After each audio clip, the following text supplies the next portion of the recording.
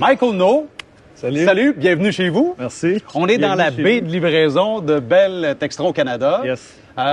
J'aimerais ça que tu me parles de ton parcours chez Bell Textron parce que tu as commencé en 2006 au sein de la compagnie, ouais. mais tu as occupé différents postes au sein d'une panoplie de départements assez différents. Ouais. Comment tu y es arrivé? On va peut-être manquer de temps s'il faut que je parle de Ah tout. oui, hein, ça se peut, oui. J'ai commencé comme ingénieur mécanique, gradué de Polytechnique. OK. Puis après quelques années en ingénierie ici chez Bell, j'ai été sélectionné pour aller aux États-Unis dans un programme de leadership, programme de développement. OK. Fait que je suis parti avec ma famille, on a déménagé 3 ans aux États-Unis, dans 3 États différents. Après ça, je suis revenu ici. Puis j'ai eu différents rôles depuis. J'ai eu des rôles dans les opérations, aux livraisons. Ici, j'ai été en charge de la baie de livraison puis de la finition des appareils. Après ça, j'étais allé travailler dans une autre unité d'affaires de Textron.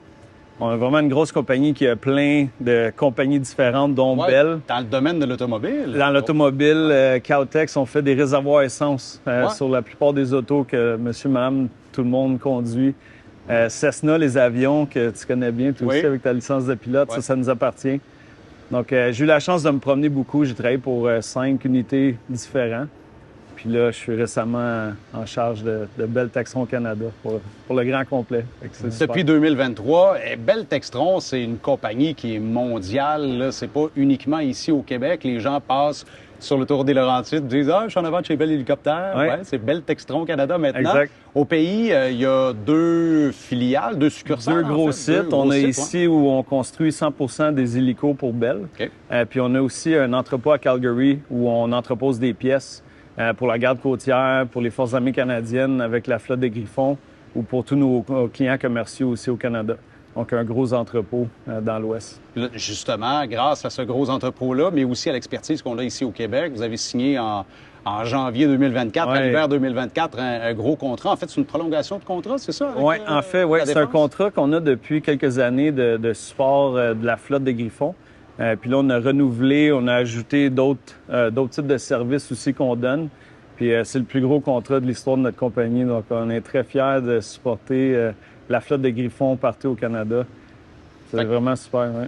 Le ciel s'annonce bleu pour les 15 prochaines années à tout le moins. Il doit y avoir des défis en aéronautique là, ces années-ci, évidemment, parce que l'industrie est un peu comme toutes les autres industries. On n'échappe pas à l'inflation, des menaces de récession, tout ça. Comment ça se passe? Oui, on a plusieurs risques. C'est sûr qu'on essaie de les mitiger le plus possible. Risque de main-d'œuvre, c'est certain, la main-d'œuvre, elle se trouve plus difficile de ce temps-ci. En ce moment, on est correct. On a une bonne réputation, je dirais, dans l'industrie et dans la région. Donc, au niveau des ingénieurs, on a des postes ouverts d'ingénierie, dans l'usine aussi. On a augmenté notre population depuis quelques années. On est rendu presque à 1600 employés.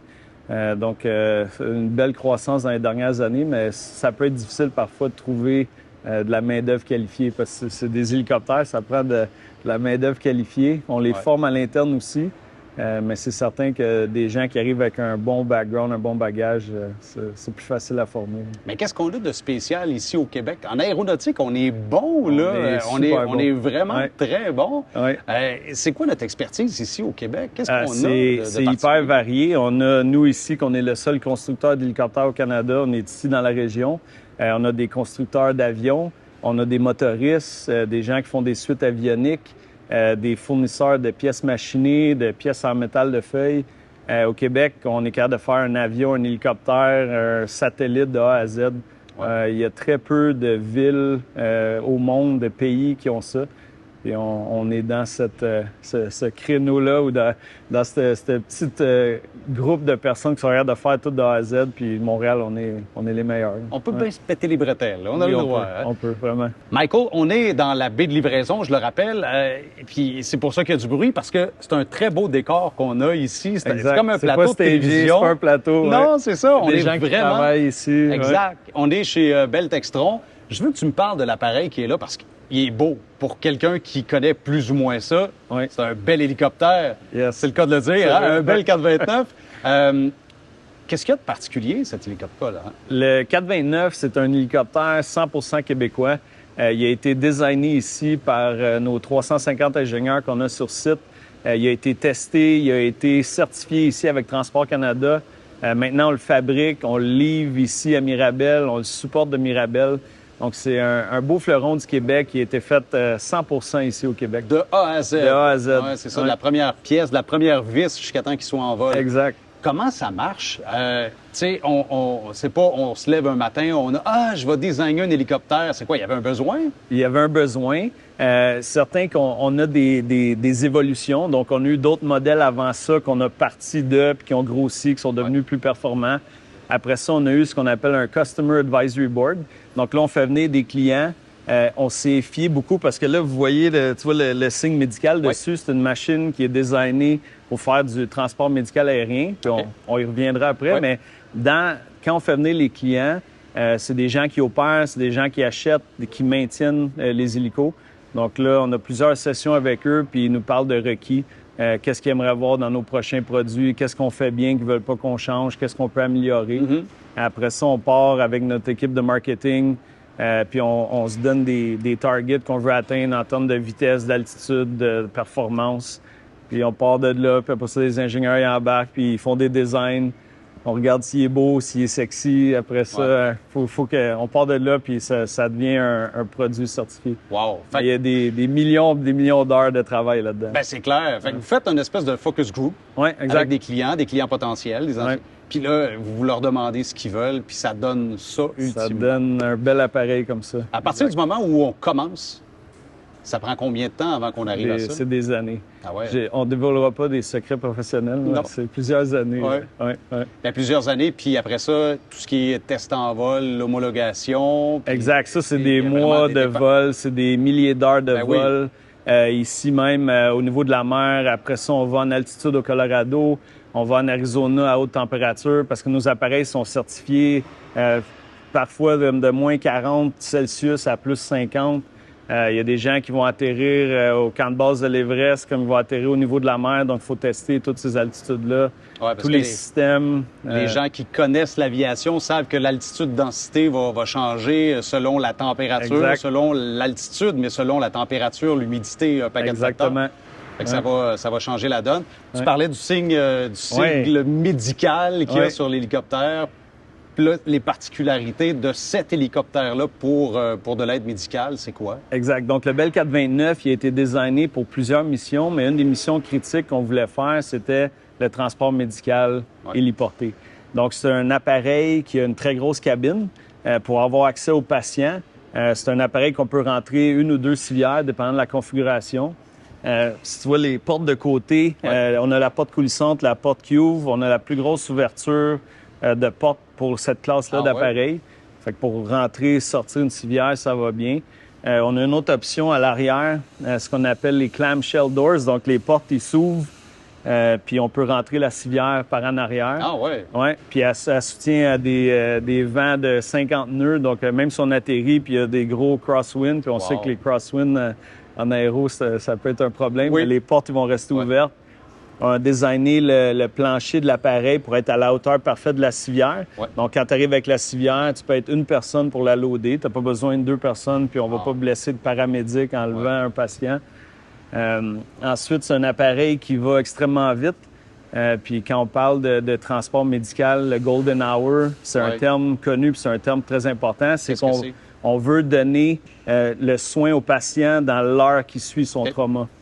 Donc, le temps de l'accident jusqu'à temps qu'il soit dans un hôpital ou dans un endroit qui peut avoir les soins appropriés, c'est très important. C'est un appareil qui roule à 150 nœuds, fait qu'en bon québécois, 278 km/h. Fait que c'est très rapide. T'as pas à prendre les chemins, tu lèves puis tu t'en vas à 278 km/h en ligne droite. Fait que pour amener le patient à l'hôpital. Aussi, on a designé ce qu'on appelle un live mount.